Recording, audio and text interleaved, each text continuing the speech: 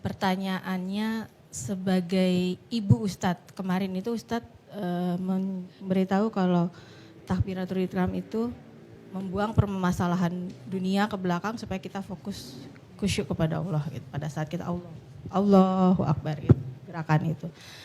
Nah, saya alhamdulillah Allah kasih amanah 3 anak, 10, 8 dan 6. Di 7 tahun itu kan kita ngajak sholat nih Ustadz. Berarti kan yang diajak itu ritual baru gerakan. Nah, saya baru paham itu kalau ya yang Ustadz berikan di pertemuan-pertemuan kemarin itu membuat saya sedih dan berharap agar anak saya solih gitu, lebih cepat dibandingin saya. Nah, pada umur berapakah saya harus mengajarkan mereka udah paham gitu loh, cara bacaannya, maknanya, terus beberapa pertemuan kemarin itu menurut saya dalam. Nah, itu dunia mereka kan anak-anak, apa yang harus saya buang mah misalnya kayak seperti itu. Waalaikumsalam. Baik. Baik, terima kasih. Yang pertama izinkan saya ikut mendoakan semoga Anda dan putra-putri tercinta diberikan oleh Allah Subhanahu wa taala kebaikan, kedamaian dan menjawab sesuai harapan-harapan apa yang diinginkan. Pun demikian dengan kita semua yang hadir pada saat ini. Pertama begini, di Quran itu ada narasi-narasi yang indah yang menyampaikan kisah. Misal, pernah dengar kisah Luqman dengan putranya? Ada dialognya? Oke, Quran surah ke-31 tuh ayat 13 sampai 19. Pernah dengar kisah dialog Yusuf dengan bapaknya? Oke? Pernah dengar kisah dialog Ibrahim dengan putranya Ismail? Nah, kalau teman-teman jeli, ketika kita mengeluarkan dialog-dialog itu selalu diksinya berbeda. Diksinya berbeda. Dan perbedaan diksi itu, kalimatnya maksudnya diksi itu, dan ternyata perbedaan pilihan kalimat itu kalau dianalisis lebih dalam, itu ternyata berdasarkan tingkat usia mereka. Berdasarkan tingkat usia mereka. Dibagi oleh Quran, ada usia awal mulai fase tumbuh kembang. Kurang lebih usia 2 sampai dengan 7 tahun. Kurang lebih. Ya, karena 0 sampai 2 tahun itu masa-masa pengisian awal untuk indera pendengarannya. Diberikan ASI, banyak dibacain hal-hal yang baik. Itu di Quran surah ke-2 ayat 233. Wal walidatu yurdi'na auladahunna haulaini kamilaini liman arada ayyutimma radha'ah. Paham? Tidak.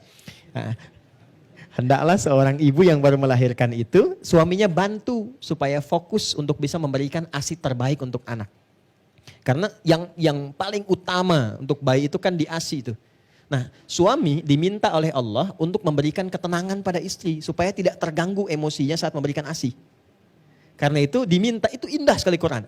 Istrimu jangan kau bebani lagi ya. Dia baru lahiran, masih berat. Nih, tugas untuk menyiapkan pakaian kamu kata Allah. Wa 'alal mauludi lahu rizquhunna wa kiswatuhunna. Jadi sebetulnya Bu yang menyiapkan popok itu suami. Bukan istri. Saya masih sempat Pak menyiapkan popok itu.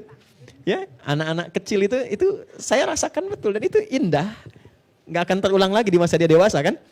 Dia kan memandikan, membersihkan, ya. Jadi biarkan istrimu fokus dengan ASI yang dia berikan. Ya, orang ulama hebat kita berkata begini.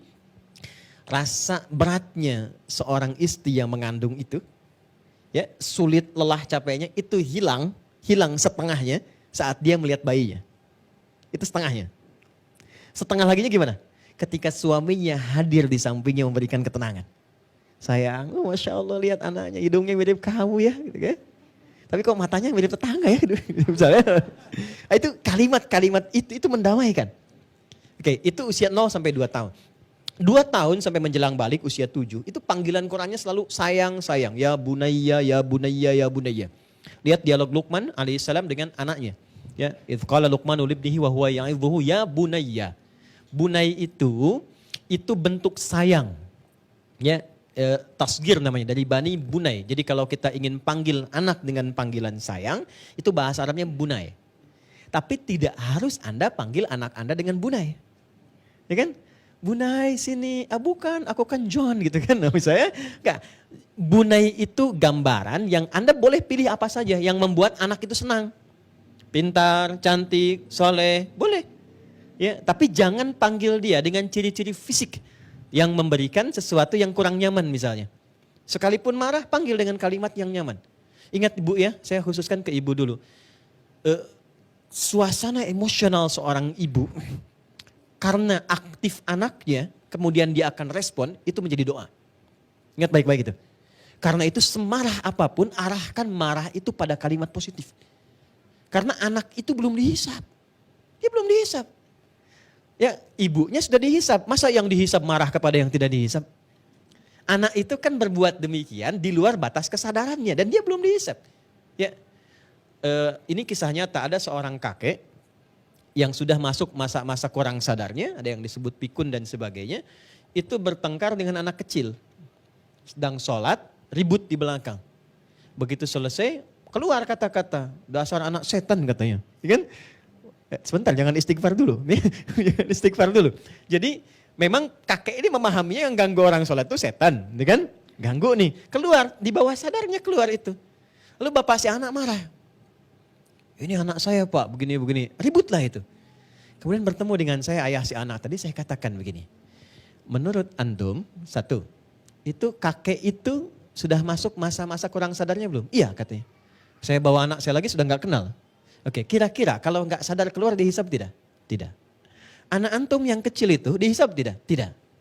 Antum dihisap tidak? Iya. Oke, satu. Yang kedua, antum setan bukan? Bukan Ustaz. Kalau antum bukan setan, kenapa mesti marah? Dia kan hanya menyatakan anak setan, antum bukan setan, kenapa mesti marah pada sesuatu yang tidak dimiliki? Kalau marah artinya mengakui.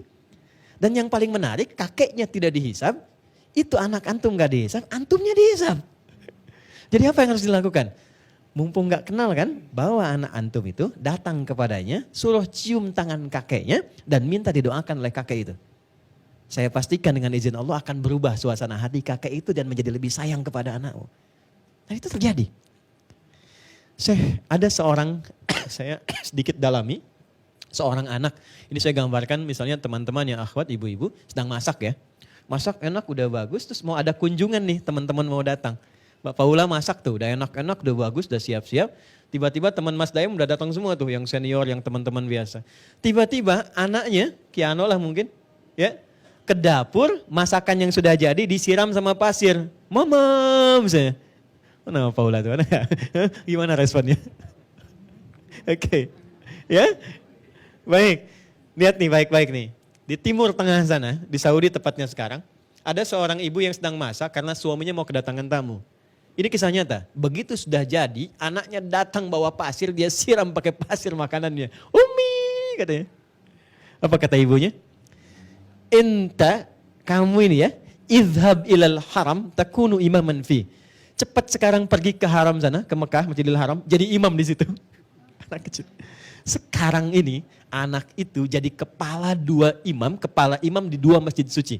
Masjidil Haram dan Masjid Nabawi. Itulah Syekh Sudes itu.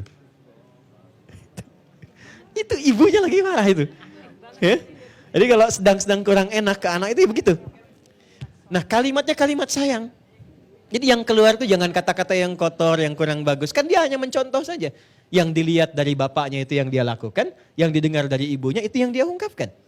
Oke, maka pada anak-anak usia rentang demikian yang banyak keluar kalimat sayang dan dia tidak diberikan beban untuk memahami. Nah, jadi kalau mau mengajarkan sholat di anak-anak usia 2-7 itu pun sifatnya tidak memaksa. Tidak memaksa. Yang ditunjukkan apa? Justru yang ditunjukkan adalah contoh kedua orang tua agar maaf, anak itu melihat orang tuanya sholat. Tidak harus dibawa dulu. Anak sini ya ikut sholat. Padahal berdiri aja belum mampu. Ya kan? Yang harus dilakukan, bentangkan sajadah di sampingnya. Dan biarkan dia mengikuti, bermain di sekitarannya. Bukankah Al-Hasan dan Al-Husain pernah naik ke pundaknya Nabi? Dan Nabi biarkan kan? Dilama-lamain. Itu kalau ada situasi demikian. Itu adalah kesan paling indah yang sulit akan berulang. Sebab kalau udah SMA tuh Kiano gak akan naik lagi di pundak antum mas. Oke, mumpung dia masih sekarang nikmati itu dan gak usah marah. Jangan diulang dia, papa gak suka. Gak boleh. Justru yang dilakukan itu berikan dia kebahagiaan. Sehingga dia merasakan kenikmatan di samping orang sholat. Ya, dulu anak kami saat berkembang kecil mungkin bisa diikuti boleh-boleh saja. Dia senang satu mainan, ada gambarnya. Kita berikan sajadah dengan gambar mainannya, gak apa-apa.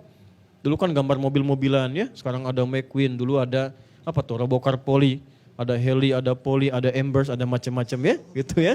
Gitu. Saya hafal, tapi saya nggak terlalu suka ya nonton itu, tapi nggak apa-apa, saya hafal. Ya, Messi kemarin juga pindah ke Inter Miami, saya hafal. Kemarin menang 3-0, saya hafal tuh ya. Tapi saya nggak nonton. Udah balik lagi sini supaya nyambung. Itu tingkatannya. Jadi kita tidak harus memaksa anak untuk paham, dia ikut saja sudah bagus. Sampai dia merasakan kenikmatan. Pengen ada di samping orang sholat itu. Tapi dalam usia demikian, kalau belum stabil jangan dibawa ke masjid. Ingat ya, jangan dibawa ke masjid. Tapi Hasan Hussein bagaimana? Hasan al-Hussein itu di samping Nabi, nggak pernah berada di samping Abu Bakar. Pernah nggak dengar kisah Hasan Hussein lari-lari ke sapnya Umar? Nggak ada, cuma di sekitarannya aja kan. Kalau kita sudah bisa kondisikan silahkan bawa. Jadi anak tidak dituntut untuk memahami, anakku ini takbir ini maknanya begini. Buang urusan dunia ke belakang. Isi anak-anak kepalanya dunia semua. Ketika dibuang dia tidak menjadi anak-anak. Oke, naik lagi. Ketika levelnya naik 7 sampai ke menjelang balik dia, maka ini menarik. Psikologi Quran mengajarkan mulai datangkan perintah. Sayangnya dikurangi perintah masuk. Sekarang mungkin kelas 4, 5, 6 SD karena lebih cepat baliknya anak-anak sekarang. Dulu SMP, sekarang sudah mungkin 5 SD lah. Mulai ajarkan perintah, berikan tugas. Nah ini kamu yang antarkan teh buat papa ya. Oke, nah nanti gantian ya. Mama yang nyapu biarkan, tapi sapunya kamu yang simpankan. Oke, baik. Kenapa? Ketika sayang dikurangi perintah masuk, maka itu akan mengurangi sifat manjanya. Sayang terus diberikan, perintah nggak pernah masuk. Maka dia hanya akan menaati Anda ketika Anda memberikan kompensasi kepadanya. Oke? Nah tolong ya ini nggak mau apa, nanti kasih papa uang, nanti papa kasih uang 100.000 ya. Baru naik dia. Terakhir, ketika dia sudah mulai matang dan sudah mulai bisa memikirkan sesuatu bahkan merespon. Nah itu tolong airnya jangan terlalu ngalir terus tuh kerannya. Itu mama sedang nyuci airnya kerannya nggak diberhentiin. Kamu ke masjid dulu, papa aja masih di sini, papa ke masjid juga dong. Udah mulai jawab tuh. Maka dalam situasi seperti itu, jangan langsung berikan perintah. Ajak dan posisikannya sebagai teman untuk berdiskusi. Ismail ketika kecil itu bunai. Tapi setelah kemudian beliau falamma balagha ma'ahu sa'ya, sudah mulai matang berfikirnya, dijadikan oleh Ibrahim teman. Nah, semalam papa mimpi nyembelih kamu. Menurut Ananda, bagaimana papa mesti bersikap? Padahal Nabi Ibrahim tahu beliau Nabi Rasul, gampang. Ya, itu kan perintah artinya. Gampang, Nabi Ibrahim bisa mengatakan begini, Ismail sini. Kenapa Pak? Siap-siap. Kemana? Sembelih. Tapi nggak terjadi kan? Dan apa jawab anak? Anak yang dihargai. Yang dihargai oleh orang tuanya untuk didengar pendapatnya, dia akan memberikan lebih 2 kali lipat dari apa yang orang tuanya ingin dapatkan, bukan hanya dengan lisannya, dia berikan dengan hatinya. Pak, cepat kerjakan sekarang. Karena pasti ini perintah Allah, papa kan Nabi. Jangan khawatir, papa akan dapati saya termasuk sabar menerima ketentuan Allah ini. Kita cuma dapat sampai situ. Tapi kalau teman-teman baca yang kitabnya Ustadz Umar Ahmad Maraja, itu kita akan temukan. Begitu saat akan disembelih teman-teman. Jadi kan ada ikatan tuh. Ya, sebelum diikat beliau bilang begini, Pak, tolong baju luar saya pisahkan dulu. Dan mohon izin minta dilipatkan dulu. Dan titip nanti ke mama sebagai kenang-kenangan dari satu-satunya putra yang sangat mencintainya. Setelah itu diikat. Pak, ini kisah nyata, tolong kencangkan ikatannya. Jangan ada celah longgar. Supaya kalau nanti siap disembeli, aku tidak banyak bergerak dan meronta sehingga membuat papa iba dan tidak jadi melakukan perintah Allah itu. 3, Pak, tolong tajamkan dulu pisaunya supaya mempercepat proses penyembelihan itu sehingga tidak menyisakan iba dan memberikan kepedihan kepadaku saat merasakannya. 3-tiganya kelak menjadi sunnah saat kurban. Bukankah saat kurban kita sering membawa orang tua dalam doa? Bukankah saat kurban itu ikat dengan baik sehingga tidak menyakiti hewannya dan tajamkan pisaunya untuk mempercepat penyembelihan. Itu pesan moralnya. Nah kalau anaknya sudah mulai masuk fase balik. Kata Nabi, ajarkan anakmu usia 7 tahun perintah dengan sholat. Dan mulai dalami dan ini dia. Ini poin pentingnya. Dampingi ketika dia mulai menjelang masa baliknya. Dulu orang-orang masa di era Nabi 10 itu sudah mulai balik. Udah besar-besar badannya ke atas. Nah, sekarang mungkin anak-anak kita 12-13 tahun misalnya sudah mendekati balik, baru tanamkan tanggung jawab sholat sekaligus pesan-pesan dan hikmah yang kita bahas tadi. Jadi kalau dia bertanya, kenapa sih Mi mesti sholat? Sayang, sholat itu bukan untuk memberikan kau beban, tapi supaya Allah mempermudah jalan hidupmu dan mengabulkan apa yang kau mohonkan dan kau cita-citakan. Tanyakan balik, yang punya ilmu siapa? Dia jawab Allah. Yang punya harta siapa? Allah. Yang punya kita siapa? Allah. Bukankah engkau dekat dengan dosenmu yang pintar itu, engkau belajar jadi pintar? Sekarang engkau dekat dengan Allah, apa yang tidak bisa Allah berikan untukmu? Tanamkan rasa itu sehingga dia menunaikan sholat dengan kesadaran setelah pemahaman yang dia dapatkan. 6, 8, dan 10. 6, 8 cukup mendapatkan kesan-kesan yang baik bahwa dia sholat. 10 dia harus punya motivasi kenapa dia mesti menunaikan sholat. Ya, dan terakhir berikan superhero terbaik untuk hidupnya. Ya, kamu pernah kenal nggak dengan Ali bin Abi Thalib? Enggak mah, bagus. Kalau kenal mama bingung kamu anak siapa gitu. Bisa. Tanamkan. Ini bukan fiksi, ini yang bukan seperti Hollywood, bukan seperti Superman, bukan seperti Batman. Gini, ini kisah nyata. Sampaikan bahwa Ali itu jago matematika. Kita kan taunya cuma tahu balaghah saja. Ali bin Abi Thalib itu begawan matematika. Enggak pakai enggak. Begawan matematika. Beliau pernah menyelesaikan kasus rumit ya, tentang kelahiran seseorang yang dituduh isinya berzina dengan pendekatan matematik. Contoh cepat saja ya. Kitabnya di kitab Al-Jawahir namanya. Jadi ada seorang suami bawa istrinya itu diadukan ke Nabi dan diminta untuk dirajam. Ngadu, kenapa? Istri saya zina ya Rasulullah. Ditanya, kamu bagaimana pembelaannya? Tidak ya Nabi, saya gak berzina. Ya kan? Kenapa kamu menuduh dia dengan zina? Kata suaminya, karena istri saya melahirkan. Ini anaknya baru kandungan 6 bulan sudah lahir. Normalnya kan gak segitu katanya. Oke, ditanya konfirmasi ulang ke istrinya. Benarkah kamu berzina? Kata istrinya, tidak ya Rasulullah. Tidak ya Amirul Mukminin, tidak ya Ali bin Abi Thalib, Amirul Mukminin. Jadi dulu presiden juga jago untuk memecahkan masalah itu. Apa kata Ali bin Abi Thalib? Istri kamu benar. Protes suaminya, bagaimana bisa benar? Apakah engkau enggak baca Quran? Nyelesaikannya pakai Quran. Pertama, Quran surah ke-46 ayat ke-15, kemudian Quran surah ke-30 di ayat yang ke-13 sampai dengan ayat ke-14-nya. Apa poinnya? Di Quran surah ke-46 ayat ke-15 disebutkan bahwa wassaynal insana biwalidayhi. Seorang anak mesti berbakti kepada kedua orang tuanya. Lihat, ibunya wa hamluhu wa fisaluhu 30 syahra. Seorang ibu itu kenapa mesti optimal diberikan baik dari anak-anaknya? Karena paling pokok dia telah mengandung sampai menyapinya 30 bulan. Ya, mengandung dan menyapinya berapa bulan? 30 bulan. Sedangkan di Quran surah ke-31 Luqman ayat ke-14 khususnya itu disebutkan wa wassaynal insana biwalidayhi hamalathu ummu wahnan ala wahnin wa fisaluhu fi amain. Berbaktilah engkau pada bapak ibumu, khususnya pada ibumu. Kalau sedang marah jangan keluar kata-kata. Rasakan dulu bagaimana ibumu saat mengandungmu. Pernah marah enggak kepadamu? Pernah mengumpat enggak kata Quran? Mengandungnya luar biasa letih, setelah itu tidak istirahat dulu. Langsung melakukan tugas keduanya, memberikan ASI kepadamu sampai menyapimu selama 2 tahun. Jadi di Quran surat Luqman ayat 14 menyapih 2 tahun, di Quran surah Al-Ahqaf surah 46 ayat 15 mengandung dan menyapi 30 bulan. Kata Ali bin Abi Thalib, berapa bulan itu 2 tahun itu? 24 bulan ya Amirul Mukminin. Kalau 30 kurangi 24 berapa? 6. Istrimu itu melahirkan dalam keadaan prematur katanya. Maka lahirlah dalam usia kandungan 6 bulan. Dia tidak berzina. Itu Ali itu. Ya, jadi kondisi-kondisi tertentu yang bisa kita matangkan, ayo berikan superhero terbaik. Itu kita tuh punya semua dan nyata wujudnya. Ada Umar, siapa Umar? Kita kan taunya cuma pemimpin aja, dahsyat itu. Dahsyat. Amr bin As itu cuma jalan dengan beberapa orang, Afrika Utara, dari Mesir, Libya, Tunisia, Maroko, Aljazair sampai ke Syam, berhenti di Syria.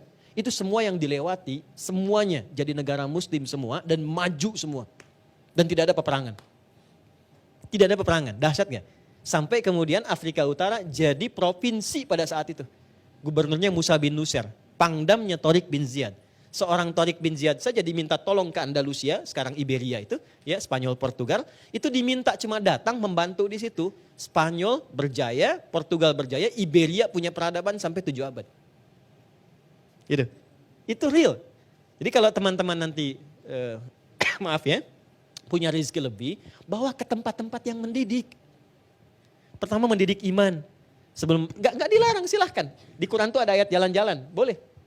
Tuh kapan-kapan kita bikin kajian tuh refreshing sambil keluar, bawa keluarga ya tahajud bareng-bareng, nanti diskusi, ngobrol. Silahkan jalan-jalan kata Quran.